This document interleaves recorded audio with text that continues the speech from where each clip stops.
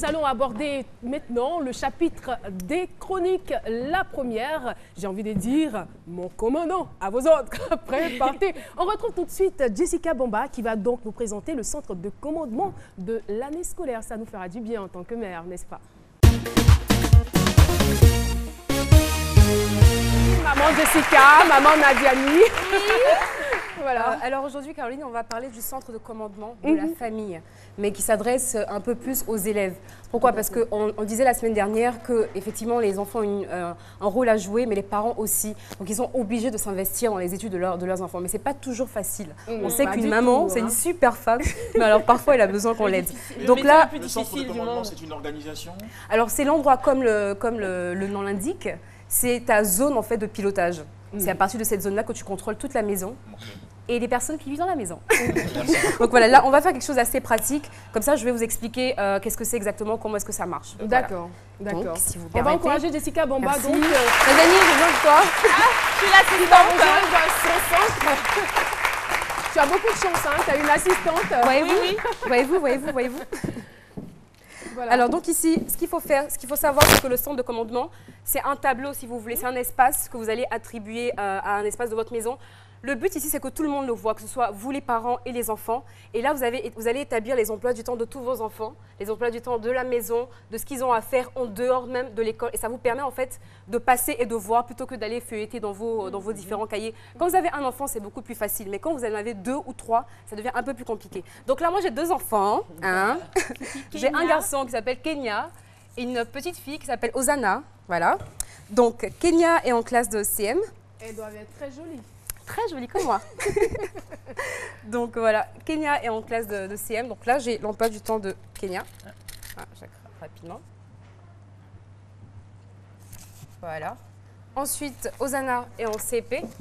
Donc on met son emploi du temps juste à côté. Ce qui est intéressant, c'est que vous n'avez plus besoin de leur demander qu'est-ce que tu as aujourd'hui comme cours. Et tout de suite, vous pouvez voir quand est-ce qu'il a sport, préparer les tenues de sport. Et tout ce qu'il faut. Il est corsé, hein, l'emploi du temps. Hein. Un peu. Maths et tout. Un peu. Donc là, moi, en fait, ce que je propose à tout parent de faire, je ne sais pas si là, c'est ma caméra, c'est de faire en fait une citation qui va les motiver. Donc ici, c'est écrit « Tout est possible à qui ose, travaille et n'abandonne jamais ». Pour qu'ils sachent que les cadeaux, c'est pas cadeau quand même. Tu peux reprendre, s'il te plaît, la citation? Tout est possible à qui ose, travaille et n'abandonne jamais. C'est pas de moi, hein, ça va. Voilà. Je sais que tu feras mieux. Non, je suis là. Et là, on a ici un calendrier du mois de décembre. J'ai choisi décembre parce que c'est le mois que je préfère. Hein, tout le monde sait pourquoi. On sait pourquoi. Donc ici, le mois de décembre, là, vous allez mettre, parce que là, vous avez les emplois du temps pour l'école. Là, vous avez tout le mois de décembre. Donc, vous pouvez cocher les anniversaires. Par exemple, s'il a un goûter chez une de ses amies, s'il doit aller voir Tata Caroline, s'il doit aller, je sais pas moi, jouer au foot. Vous avez absolument tout. Et ça, c'est vraiment la partie que je préfère, les tâches. C'est super. Quand vous allez au boulot, vous n'avez pas eu le temps de dire à Kenya ou à Osana ce qu'elle doit faire, vous laissez un petit gentil mot genre « range ta chambre ». Voilà, c'est super, c'est tout.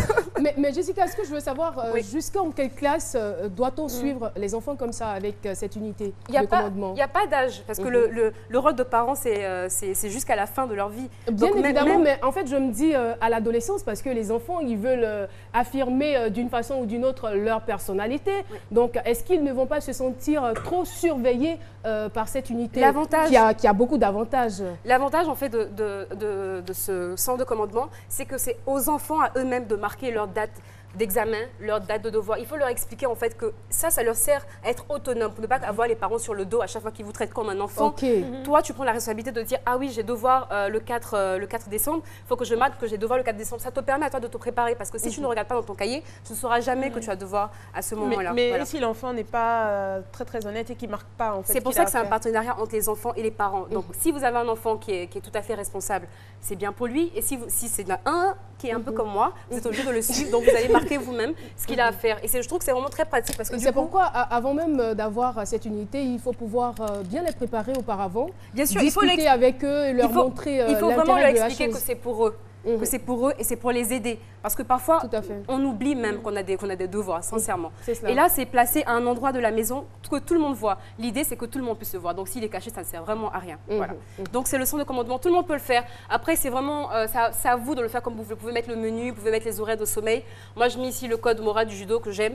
Et il faut toujours trouver un truc pour les motiver. Par exemple, au mois de décembre, rapidement, on sait que la motivation sont les cadeaux de Noël. Donc, Osana veut une petite bicyclette. Les cadeaux. Les cadeaux.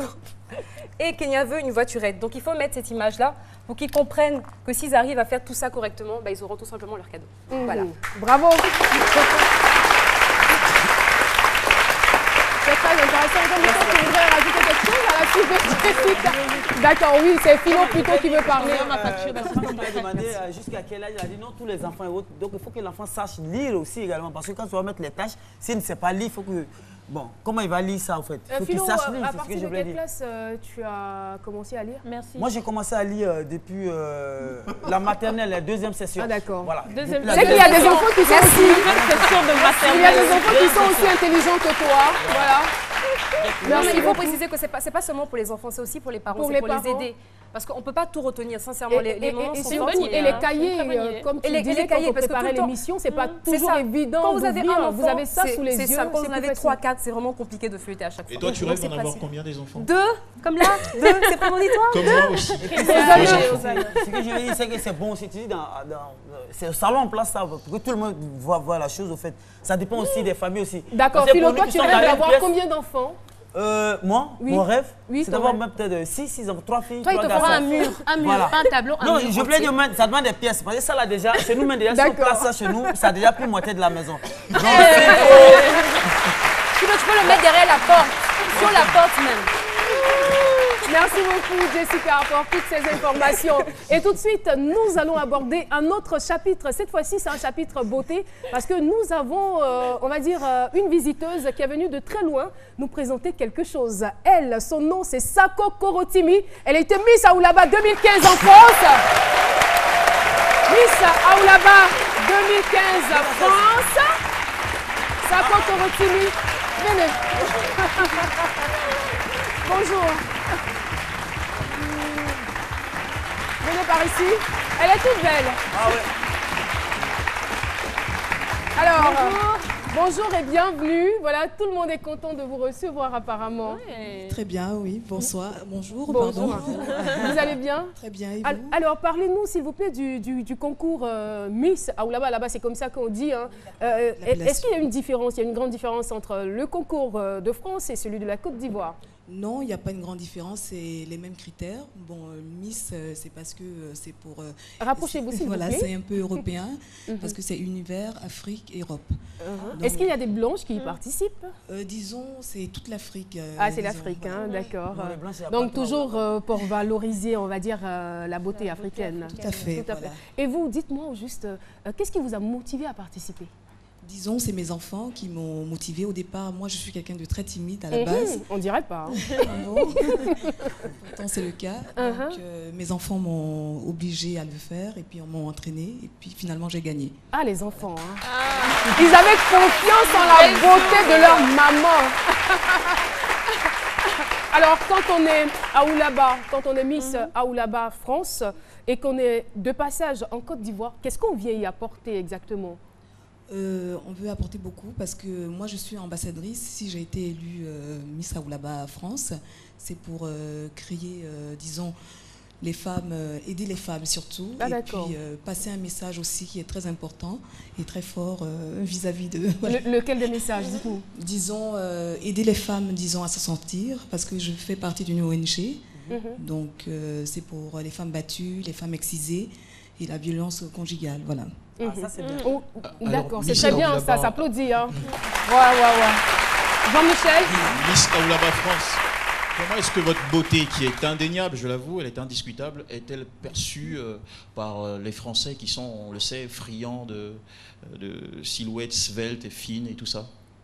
Disons, il n'y a pas de critères parce que même le blanc, hein, le blanc en tant que tel, ils aiment aussi les femmes rondes. Aujourd'hui, de plus en plus. De plus en plus, voilà. On voit des femmes qui mettent tout en œuvre, qui sollicitent donc la chirurgie plastique et la chirurgie esthétique pour avoir des rondeurs là où il faut, comme nous.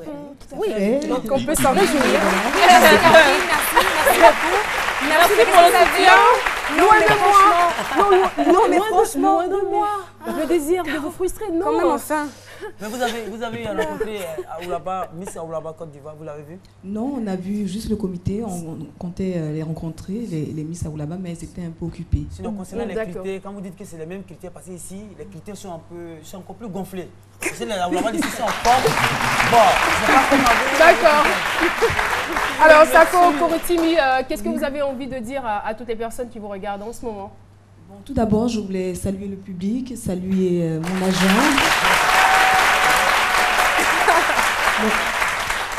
Mon agent Cédric Monod qui est dans le public. Ah, votre agent est là. Hein? Voilà, il est là. Ah, c'est un homme, hein? Ah oui, hein? Ah oui. D'accord. Maman Marceline qui est mon coach, qui est votre présente. coach, d'accord. C'est une femme. Voilà. Merci beaucoup et félicitations. Je pense qu'ils ont dû faire un très très bon choix parce que je vous trouve belle. Merci d'être venu nous présenter votre belle couronne. Merci pour la Côte d'Ivoire. Merci à vous. Merci. Sako Korotimi, Miss Aoulaba France 2015, qui était donc venue nous présenter sa couronne. Et oui, nous allons poursuivre. Ça m'arrive souvent. Ça t'arrive donc. Arrive donc. Ça m'arrive. J'ai mon argent. J'ai cru qu'elle a dit j'ai mon argent. Donc je m'attendais à ça. J'entends tout en argent, Philo. Argent, en fait. Il faut bien articuler. Avec les compliments de mais justement, elle a eu quoi et combien? Bon, d'accord, c'est pas important. Les informations aux médias, vous les attendez peut-être assez tout de suite avec Jean-Michel Onin.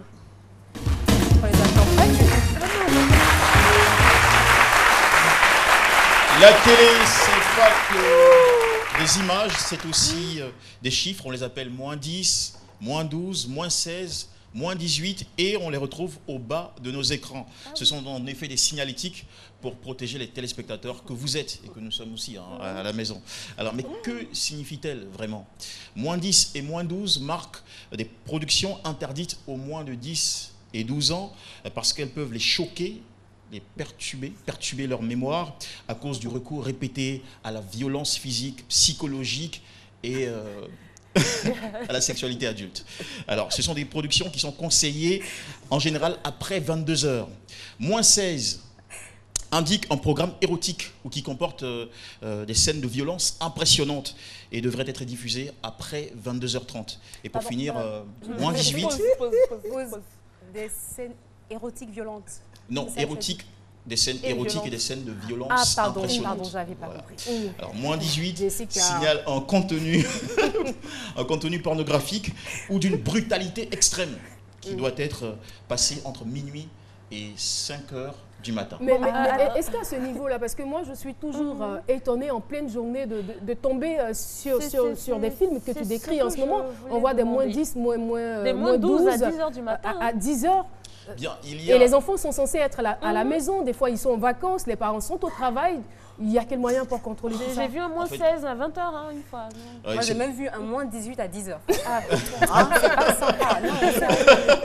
Et c'est pour ça que des organes comme la ACA existent, qui est la Haute Autorité de Communication Audiovisuelle, tout ça pour réguler le secteur. Et c'est aussi pour ça que cette rubrique existe, pour envoyer l'information et encourager à... Et justement, moi je souhaiterais qu'on puisse féliciter la RTI. Pourquoi? Parce qu'il y a aujourd'hui, on va dire, une session qui s'occupe de regarder les films auparavant et de réduire les scènes obscènes. C'est très important. Ah oui, voilà, donc ça participe à l'éducation des enfants. Quand on sait le pouvoir du visuel sur l'individu, il faut dire chapeau à la RTI et nous croyons que les scènes de violence aussi seront aussi révisées à ce niveau. Bien dit. Et parlant de la RTI, ma très chère Caroline, l'infomédia, c'est aussi la rencontre récente entre le directeur de notre chaîne, la RTI, monsieur Amadou Bakayoko, et celui de la ACA, j'en parlais à l'instant, Haute Autorité de la Communication Audiovisuelle. Ils ont eu une séance de travail portant sur les modalités, les dispositions techniques et les méthodes de la couverture des élections présidentielles présidentielle 2015 chez nous en Côte d'Ivoire, afin de permettre à tous les 10 candidats qui se présentent cette année d'être traités de façon égale. Alors, 8 émissions spéciales de 2h30 chacune seront bientôt programmées sur la télévision nationale à cet effet. Un petit mot de cinéma, vite fait, pour vous faire noter qu'après Dakar en 2013, Paris en 2014, c'est Abidjan qui accueillera du 23 novembre au 2 décembre 2015 les 3e trophées francophones du cinéma. Au cœur de l'événement, des rencontres et débats, une projection de 31 films au total, essentiellement au Palais de la Culture de Treichville, et le tout couronné par une prestigieuse cérémonie de remise de prix à 9 lauréats. L'objectif des trophées francophones du cinéma, c'est de booster la production locale et redonner au grand public le goût des salles de cinéma. Restons toujours sur le 7e art. Bientôt sur vos écrans, la première saison d'une série scolaire ivoirienne intitulée Challenge, qui est réalisée par Silla Kalilou. Il est avec nous, un réalisateur ivoirien qui va sûrement se tenir debout. Silla Kalilou. Alors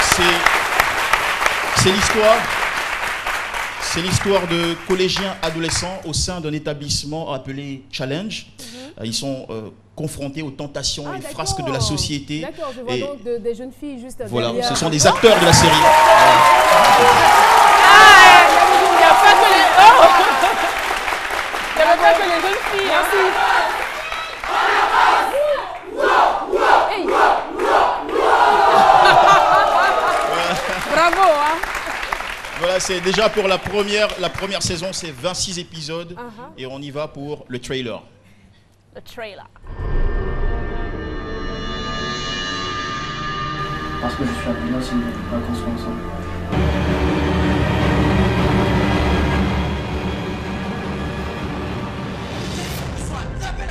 Ils ont coupé sa tête depuis la belle a marché, elle a couru, et puis après ils sont tombés sur elle, ils l'ont mis dans le sac.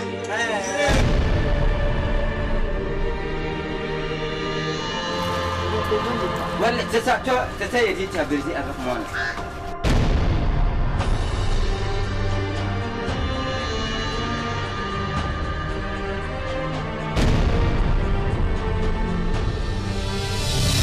Elle a passé comme ça. Oh, j'ai dit, c'était un rêve, non. On ne sait pas. Tu voulais la attraper comme ça. Tu voulais l'attraper. Voilà. Il ne pourrait jamais passer inaperçu à Lucène. À Lucène. Il a tout essayé maintenant. On l'a vu à Lucène dans Tout à le fait. film. Alors c'est une série qui encourage, enfin qui dépeint la réalité des adolescents à l'école, mais aussi qui nous rappelle que malgré tout ça, ils gardent le cap sur l'excellence. D'accord. Ouais. Merci beaucoup. Je vous en prie, ma chère Merci Caroline. Jean-Michel, ça va bien? Super bien, avec le sourire. D'accord. Merci d'applaudir Jean-Michel. Il a l'air un peu stressé.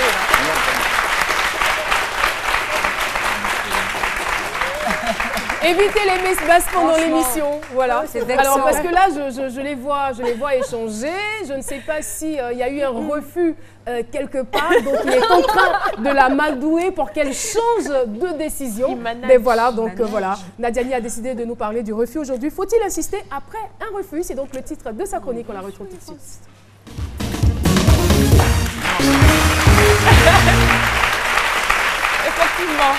Effectivement, il me manageait, mais bon, je refusais. Bon, ne sois pas vexé. On en parlera plus tard. Je ne dirai rien. Garde espoir, ça ira un jour. Donc, comme tu l'as si bien introduit, on va parler du refus. Je m'explique rapidement. Déjà, qu'est-ce qu'un refus? Mon philo, rapidement. Un refus, c'est... Allez, tac, tac. Non. Ok. Donc, en gros, c'est le fait de ne pas, quand quelqu'un vous demande quelque chose, de ne pas donner ou juste ne pas donner son accord pour telle ou telle chose. De dire non, quoi. De dire non, en gros, c'est tout. Et On a quels bien le sont droit, en hein. général, exactement, en général, il y a certains cas dans lesquels cette situation-là peut se présenter. Par exemple, ah ma chérie, tu peux me passer ton collier là, c'est joli, hein? Non. Ou bien est-ce que, Philo, c'est tu une ne marcheras catégorie. pas? Est-ce que tu peux me passer un peu d'argent? Non. Après? Là, non. Ou alors, vous connaissez ceux qui Je parlent ne des refuse voitures? On en parlera tout à l'heure. Peut-être que j'accepterai, on ne sait jamais. Donc, les très chers josseurs de Nama, comme on les appelle, qui gardent les voitures au plateau, qui très souvent demandent qu'on leur donne des pièces pour les encourager et tout, qui font très souvent face à des refus ou tout simplement qu'on rende un service quelconque. Mais en général, des fois, vous n'avez pas de petite monnaie du tout. En fait, c'est ça. Il ne veut rien savoir. Des fois, vous n'avez rien prévu. Vous avez des billets de 5, de 10 000. Non, mais et dans ce genre de cas-là, vous avez juste garé. 10 000 pour ça, ils vous disent qu'ils ont la monnaie. Et dans ce genre de cas-là, quand vous refusez poliment et gentiment, en plus, beaucoup de gens se vexent.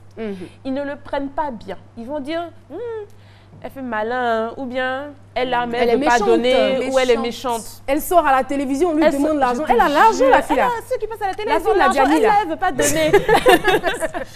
Alors que je vous garantis que des fois, la personne même à qui vous demandez de vous rendre ce service ou vous prêter telle ou telle chose ne peut vraiment pas le faire. C'est ça. Et la personne même est mal de ne pas pouvoir vous rendre ce service-là. Très embarrassée. Donc, très embarrassée. Et vous dit, il y a une manière aussi de refuser. Hein. On n'a pas dit de dire non, il y a une manière. Vous vous expliquez, désolé, je ne peux pas vous rendre tel ou tel service aujourd'hui. La prochaine fois, je ne suis pas en mesure de le faire. Voilà. Mais là où c'est inadmissible, c'est que les gens le prennent de manière agressive et commencent à insister. Insiste une fois, 2 fois, 3 fois. Je t'ai dit non poliment 1 fois, 2 fois, surtout si c'est avec des amis ou un membre de la famille, ça agace après. Ça devient énervant. Jean-Michel, si je te demande quelque chose 1 fois, tu me dis Nadiani, je t'aime beaucoup, mais non. Jean-Michel, s'il te plaît. Je te ferai signe, t'inquiète pas. Pardon maintenant. Après, je pense que ça s'apparente à un harcèlement. Exactement, tu vois, limite c'est ça. Et après, c'est pas bien. Ça peut même influencer la relation que vous avez avec cette personne-là. Tout à fait. Donc, quand vous dit non 1 fois, 2 fois, n'insistez pas, laissez tomber et essayez de comprendre cette personne-là. Et vous savez quoi? Revenez 1 semaine après. Quelqu'un a le droit de dire non. Même si la personne ne veut pas, c'est son droit. Quelqu'un a le droit de dire non, tout simplement, c'est tout. Je vois que Jessica n'est pas d'accord avec. Elle n'est pas d'accord. Ça fait très bon moi, si tu ne veux pas, ça fait quoi? Non, moi je veux jamais. Voilà. Pendant que la personne, chaque fois tu vois, tu lui demandes pardon, tout ça. Toi-même, ça te fait quoi de faire l'effort aussi de chercher pour lui donner aussi? Mais si tu n'en as pas, qu'est-ce que tu vas faire? Tu ne vas pas les voler pour cette personne quand même. Non, mais parfois les gens ne peuvent vraiment pas. Parfois les gens ne peuvent vraiment pas. Mais il arrive aussi des fois où les gens sont en possession de le faire, mais parce qu'ils n'ont pas la culture de la solidarité ou qu'ils ne sont pas altruistes. Ils ne peuvent pas le faire. Exactement, et malheureusement, dans ce genre de cas-là, on ne peut pas forcer non plus la personne à le faire. Donc, si vous insistez qu'on refuse, laissez tomber. Laissez tomber. Alors Nadiani, si tu te trouvais devant ton chéri à qui tu demandes peut-être de t'offrir un nouveau portable, il a les moyens et il te dit non mais attends, et ça traîne, tu fais quoi? Il y a des cas particuliers. C'est ce que je disais, c'est pas quand on dit non. Non, il y a des cas là quand tu parles de ton... Mais c'est son droit. D'accord. C'est son droit aussi de dire non. C'est son droit de refuser, hein. On ne dit pas oui à tout. Alors, tu dois dire oui à tous les caprices de ta chérie. On a pratiquement terminé, donc qu'est-ce qu'on retient très rapidement? De ne pas insister quand on vous dit non 1 fois, 2 fois, n'insistez pas, laissez tomber. On te remercie Nadiani Diarra. Et moi, je voudrais insister, parce que cela vous fera certainement du bien, insister sur le numéro du standard de ces midis qui est le 22 01 0000. Je reprends, 22 01 0000. Et je rappelle aussi que c'est gratuit. Si vous voulez participer à cette émission, que vous soyez seul ou que vous vouliez venir en association, venez tout simplement. Et aussi si vous voulez rendre votre témoignage au cours de cette émission, il faut le faire. Hier, on a eu un témoignage très marquant, la jeune fille prostituée. Notre désir, ce n'est pas d'exposer la vie privée des gens, mais c'est de montrer des exemples afin que cela puisse servir aux autres, qu'on puisse s'arrêter. Et ce sont des vies. Et si vous voulez aussi marquer des actes de solidarité, vraiment, on va dire bienvenue, quoi. Merci en tout cas de tout ce que vous faites pour cette émission. L'émission est pratiquement terminée. Et puis, on aura émission demain, c'est-à-dire jeudi. On aura aussi émission le vendredi. L'émission de ce vendredi ne sera pas enregistrée, on va recevoir une star mondiale. Je n'en dis pas plus. Et c'est donc sur ces notes qu'on va se dire au revoir. Nous avons pris un immense et un énorme plaisir à présenter cette émission qui est terminée. Voilà. Voilà. Merci beaucoup public, merci à vous chers téléspectateurs. À demain, 12h pour le même rendez-vous. Bye bye.